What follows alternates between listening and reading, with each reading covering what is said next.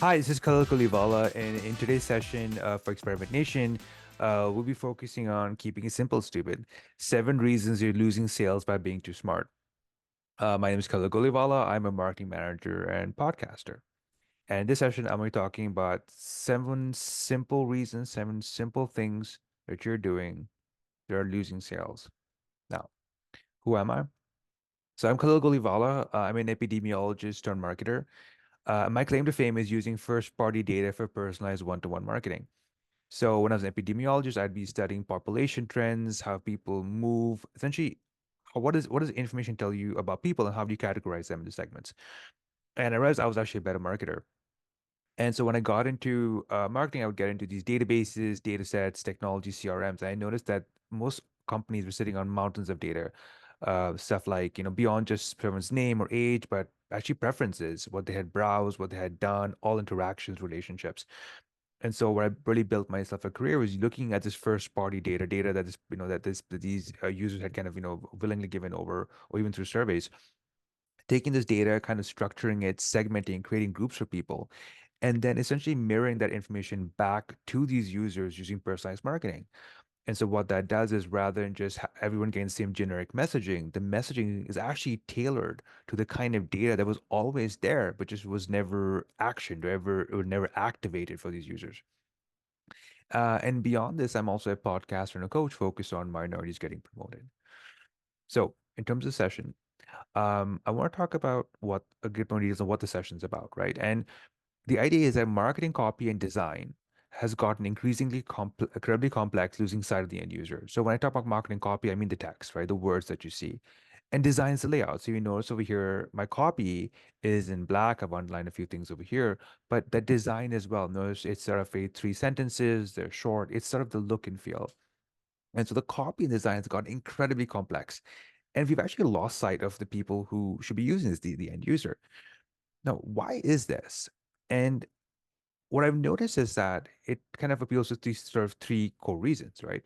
We know as experimenters, it's a culture of testing everything, right? Let's reinvent the wheel. That mindset of, let's not take anything for granted. Let's challenge the status quo. It's amazing. I mean, it leads to people making discoveries, but it's also that mindset of like, let's reinvent the wheel. I mean, sometimes we do not need to reinvent the wheel. There's additional element where the kind of person who would be testing also has that ego, like they want to discover this for themselves, right? I remember as a kid, in classroom, we'd just be, shown the Pythagorean theorem, a squared plus b squared is equal to c squared. But there was another time when a professor actually sat us and walked us through solving that proof, actually helping us show the proof for it. And that was just mind blowing because you could see how someone proved that, like, before the calculator. I mean, it's incredible. I think that appeals to us experimenters. We want to be the ones discovering this. Something that fuels experimenters is almost, again, that first concept. We want to challenge, we want to kind of disregard what's come before us, and we want to be the ones to prove it again. And then projection, right? The notion if I like it, the users must like it.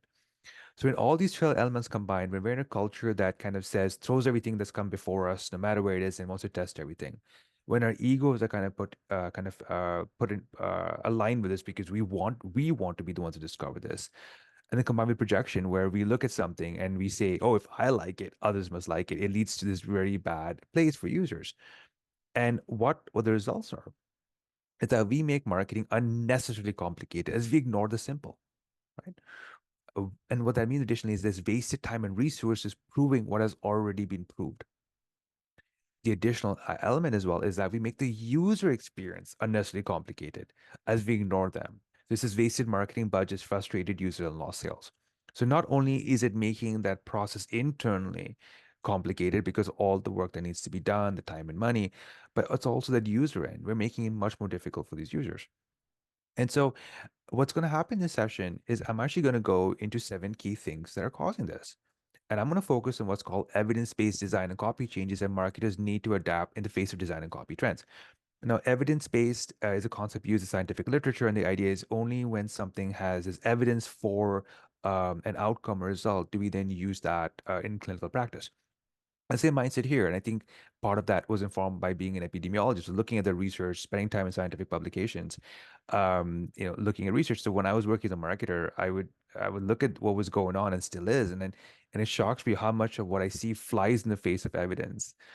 And the reason why I've gone through it, but what we're going to do the next bunch of slides, actually go into very simple things that I see around me all the time that are actually against evidence. And my senses to take each of the items, explain why that's happening, give some kind of rational justification for it, show what the evidence says, and make the case for why you should make that change.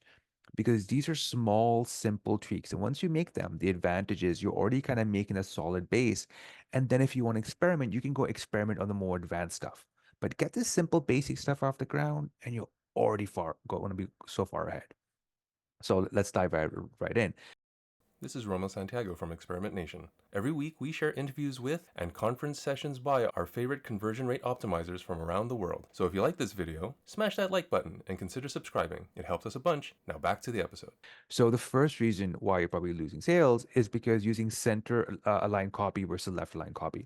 So if you look at the box on the left, so left aligned means it's with margins, right? So left aligned means the copy starts from where the left margin is. That's left aligned at the top. Center aligned is where the copy starts, somewhere around the center. And center aligned is sort of half, sort of halfway in that box. There's a right line where the margin is the right uh, margin. I mean, also in most languages, most Western languages, English, French, Spanish, and others, the writing goes from left to right. So our eyes naturally track from left to right. We're looking for where's that left margin, and we're kind of saying from that left point, where do the words start in the sentence? So we naturally prefer a left line copy. What's interesting, there are cultures who actually are right aligned, like Arabic starts from the right and moves to the left. And those cultures, when they read, they actually look for that right margin and they're kind of making their way to the left. Center line is in the copy. Sorry, where the copy is in the center, right? And we noticed is that why is there's been a preference for center line copy because the aesthetics. It's aesthetic preference over usability, and I've seen this all the time for designers. But the reality is it leads to reduced readability and user engagement. Because if your eyes are designed to start at the left margin, it's essentially seeing all this white space. It's saying, where's that word? Where's that copy starting again? Right. And so if it's a left line, you see it right away and you can start it. Center line, you're kind of just making your way through white space. And if a second line, again, you're making your way through all that white space again to get that center. Left line is what we naturally do within most languages and most Western languages. So correction is to prioritize left align copy for better reading experience. And what I've also done in each case is actually mention what the source is and link to that study. And so if you notice already, you might having a moment and saying, hey, where is a center aligned copy? Their center aligned copy is one of the most commonly used. And I think it's because it's led by designers and preferences. That notion of if I left center aligned, someone else must do. But we know again, just through talking about the way we read naturally, it flies in the face of it. Is it impossible to read center line? No. But is left line easier? Hands down. And if we want to make it easier for our users to read our copy, understand our copy, text needs to be left aligned. So I'm going to focus on the second reason why you're losing sales by keeping it complicated, which is poor contrast in text and background colors.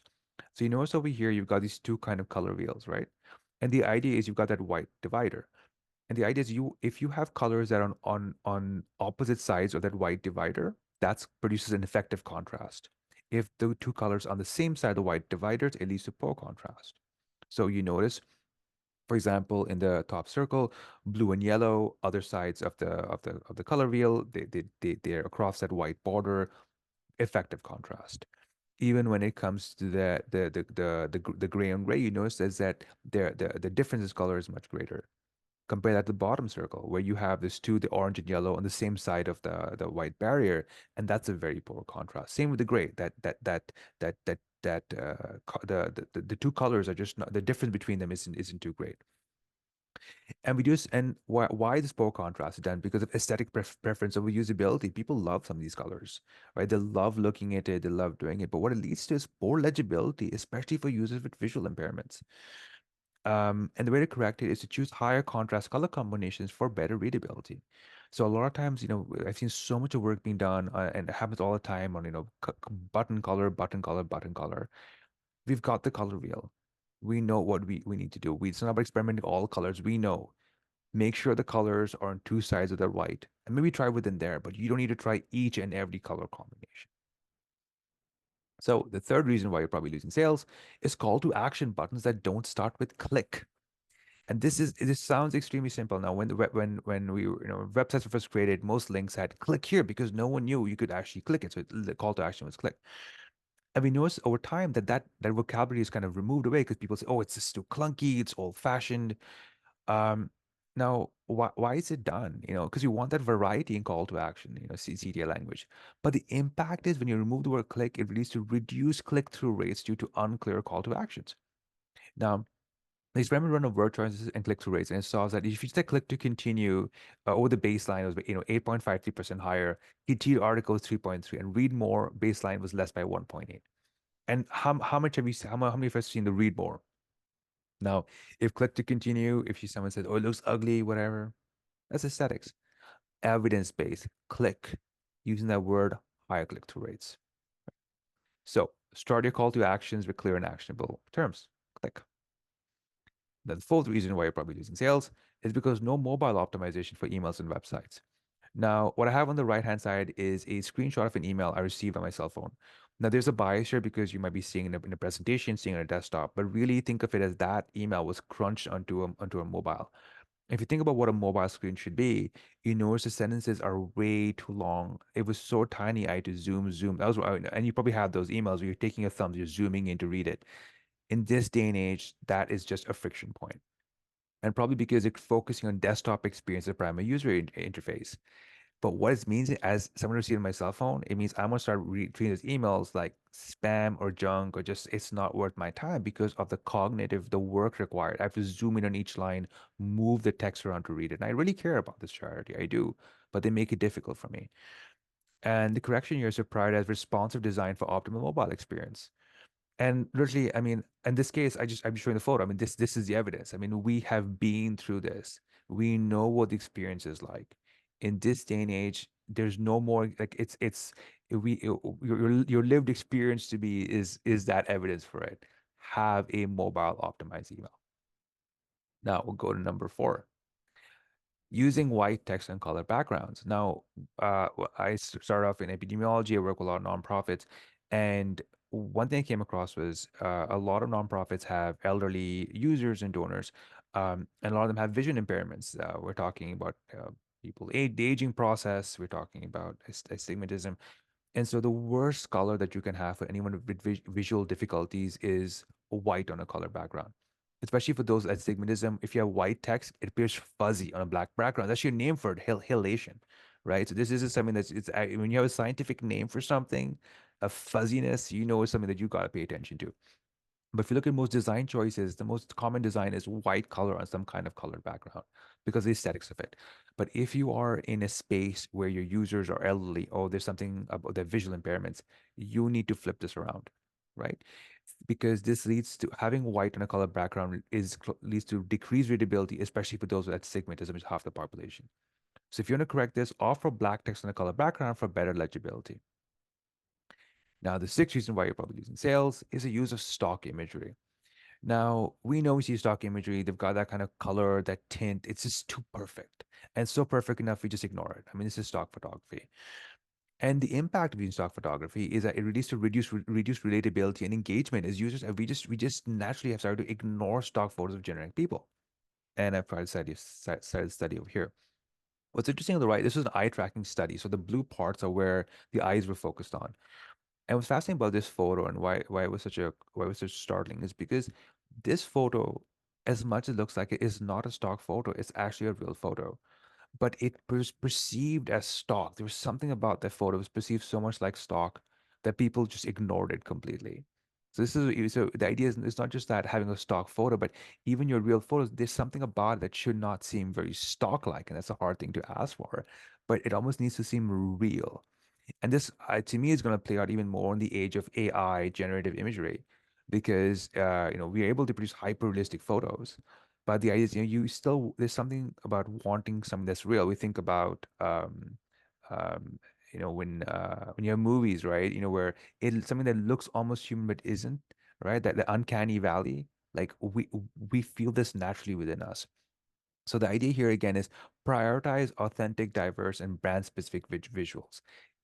Ignore stock photography when you can. Just take a photo, right? We got the power of iPhones, power of photography. Just have something that's real, right? If you went to someone's website and you saw stock photography, you know that feeling. Why would you do it to yourself? There are 100 different reasons, but think about that impact. Now, the seventh and last reason why you're probably losing sales is the use of one font. This is fascinating. So I want to talk about a font is, and I'm going to focus on the table on the right. So a font is sort of, it's a way to present text. It's sort of the style of a text, right? And so it actually affects reading speeds. And what the research shows that reading speeds measured in word per minute increased by 35% when comparing fastest and slowest fonts without affecting reading comprehension. So what is, I'm going to unpack this here. You notice different fonts, so Arial, Comic Sans, Lexan, Times New Roman, Verdana, and you see the sentence. The sentence is the exact same sentence in the same size font, like I think it was 11 for each one, and the different fonts. But you notice each of them takes up a different space. The words take a different space, different feel, different curves. And what the research showed was that for some people, certain fonts work really well. They look at that font, and they were able to read that text really fast. They were able to comprehend it. But the advantage of being able to read faster is the fact that they were essentially in the same amount of time able to read more copy. And if you're trying to have copy that sells, that focuses on value, focuses on content, anything that helps you pack in more text or more messaging within the same amount of time is more valuable. Now, the research showed that there wasn't sort of a one font to rule them all. It depended on people. But what this means is that, especially if you have copy, if different fonts do increase or decrease reading speed for different people, we want to offer the choice of font to browse in. So what that means is you show up on a website and says, hey, here are two or three different fonts, and you can do some testing. And you can say, which font are you most comfortable? Which font do you like the most? Right? And and that gives them the option of that customization, which is not just the copy but literally in the font that's going to be as most optimized for their reading speed, which means it's easier for them. They're able to get more information, but you're also able to send more information in the same amount of time, right? That is a much better fit. So wrapping up the session over here, the key takeaway is that marketing design and copy design should be simple, keeping sight of the end user. We do not need to keep it complex. We do not need to make it complex either for users. We don't need it complex internally. A lot of what we're seeing out there are just design choices people are making with their gut. There's evidence for against what's going on, evidence for kind of what our best practices we should be doing already. Focus on those items. Focus on simple items that I'm talking about when it comes to stock photography, color of text, background, fonts, center line, left line, simple things you can do. And you're already going to be ahead of other people who are not doing this. And that means that you have now opened up space to then pursue experimentation on the more fancier, so the stuff that maybe hasn't yet been discovered, right? Or maybe you can invent the next field, but there's no reason to reinvent something that already exists. I'm Khalil Guliwala. I hope you enjoyed this session. Thank you. This is Romo Santiago from Experiment Nation. Every week we share interviews with and conference sessions by our favorite conversion rate optimizers from around the world. So if you like this video, smash that like button and consider subscribing. It helps us a bunch